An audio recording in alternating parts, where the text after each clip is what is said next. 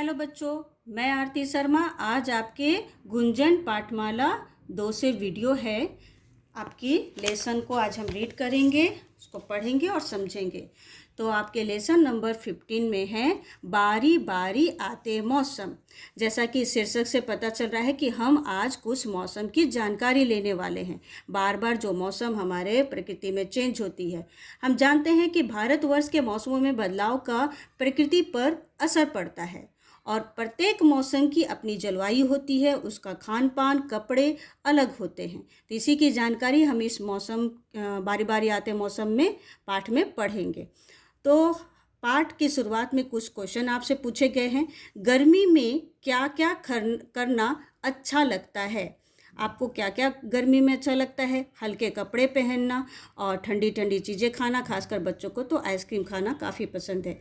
सर्दी में क्या क्या खाना अच्छा लगता है? तो सर्दी के मौसम में गर्म चीज़ें खाना और दूध पीना, गर्म दूध पीना हल्दी वाले, ये चीज़ बच्चों के लिए काफ़ी ज़रूरी है। जूस सूप भी पीते हैं। बारिश आने से आसपास कैसा हो जाता है? जैसा कि चारों तरफ पानी भर जाता है, आप देखते हो किस तरह से कीचड़ का वातावरण हो जाता है, चारों तरफ पानी पानी, और जो पौधे सूख जाते हैं उसमें भी वापस जान आ जाते हैं, नए पत्ते आ जाते हैं, राइट। तो इस तरह से बारिश का वातावरण चेंज होते हुए आपने देखा है।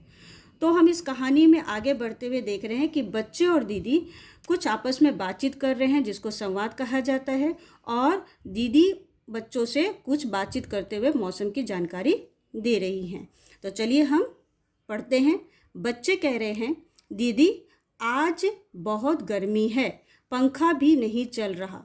आज बाहर पेड़ के नीचे बैठकर बातें करते हैं। दीदी कहती है, हाँ आज बिजली नहीं है, चलो बाहर चलते हैं। सभी बाहर वृक्ष की छाया में बैठते हैं। दीदी कहती है, बच्चों बताओ आजकल कौन सा मौसम है? तो जैसा आप पिक्चर में आप देख रहे हो, दीदी से बातें कर रहे हैं बच्चे और दीदी अपना सवाल जवाब कर रही है कि आजकल का कौन सा मौसम चल रहा है। तो बच्चे दीदी को जवाब देते हुए कह रहे हैं, दीदी आजकल गर्मी है, बार बार प्यास लगती है और पसीना भी बहुत आता है।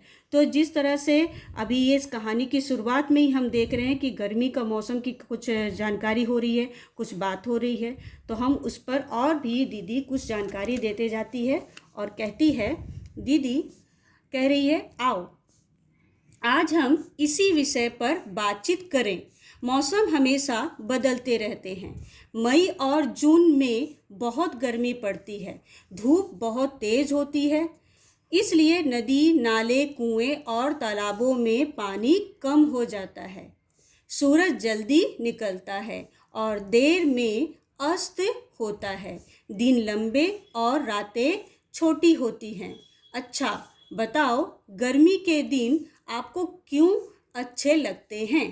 तो दीदी उनसे सवाल कर रहे हैं और कुछ गर्मी की मौसम की जानकारी भी विशेष रूप से दे रही है कि कौन से मौसम में, कौन से महीने में गर्मी का मौसम आ जाता है और ज़्यादा हमें गर्मी लगती है। तो मई और जून के महीने में। और उस दिन क्या होता है, नदी और नाले के कुएं पानी जो होते हैं वाष्प बनकर ऊपर उड़ जाते हैं और वही भाप बनकर वापस बारिश के दिन में बरसात करते हैं। तो इस तरह से हम ये जानकारी जानते हैं। सूरज जल्दी निकलता है और देर में अस्त होता है, मतलब डूबता देर से है, जिसके कारण से दिन लंबे हो जाती है और रातें छोटी होती है। गर्मी के दिन आपको क्यों अच्छे लगते हैं? बच्चों से ये सवाल दीदी पूछती है। बच्चे बड़ा शरारत भरे स्वर में कहते हैं, गर्मी के दिनों में लंबी छुट्टियां होती हैं, इसलिए। तो बच्चों गर्मी के दिन में तो छुट्टी होती है लंबी, इसलिए बच्चों को गर्मी के मौसम बहुत अच्छे लगते हैं। दीदी अब किसी ऐसे फल का नाम बताओ जो गर्मियों में मिलता है और सबको पसंद है। बच्चे एक स्वर में सब कहते हैं, आम। जी हाँ बच्चों, तो हम इसमें फल की भी जानकारी ले रहे हैं कि गर्मियों का मौसम में कोई ऐसा फल है जो सिर्फ गर्मी में आता है। वो कौन है? आम। ठीक है, फल का नाम क्या है? आम। दीदी कहती है, अच्छा बताओ आम से क्या क्या बनता है? बच्चे बता रहे हैं, मैंगो शेक, मैंगो आइसक्रीम, माँ कच्चे आम का पना भी बनाती है। जी हाँ बच्चों, मैंगो से, आम से काफ़ी चीज़ें, अचार, चटनी, ये सब चीज़ें आपकी माँ बनाती होंगी, आप देखते होंगे। तो क्या क्या चीज़ें बनती हैं यहाँ पर बताई गई है। आगे हम पेज में पढ़ेंगे दीदी कह रही है गर्मी के बाद बरसात का मौसम आता है, आकाश में बादल छा जाते हैं, सावन के बादलों को देखकर मोर नाचने लगते हैं। तो अब दीदी गर्मी के बाद आने वाले कौन से मौसम, बरसात के मौसम के बारे में उल्लेख करते हुए और उनको समझा रही है बच्चों को कि बरसात का मौसम आता है और आकाश में बादल छा जाते हैं। और वो काले बादल किसे पसंद आता है सबसे ज़्यादा, मोर को। मोर क्या करता है, काले बादल देखकर नाचने लगता है, जैसा हम जानते हैं।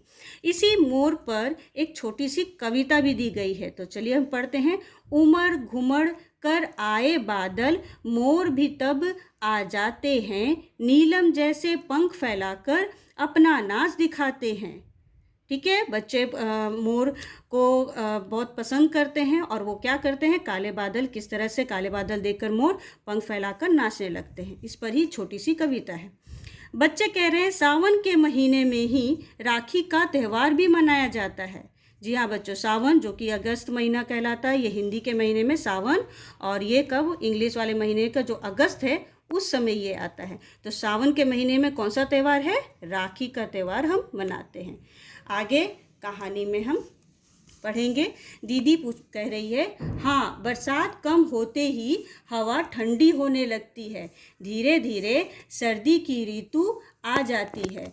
दिसंबर जनवरी तक तो बहुत ठंड पड़ने लगती है। सर्दी में हम लोग गर्म कपड़े पहनते हैं, रात को रजाई ओढ़कर सोते हैं।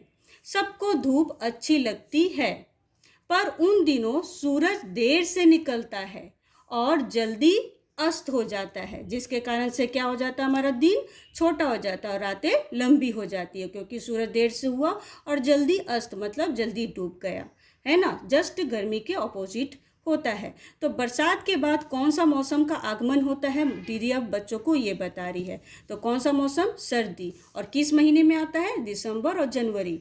हम कैसे कपड़े पहनना पसंद करते हैं, गर्म कपड़े।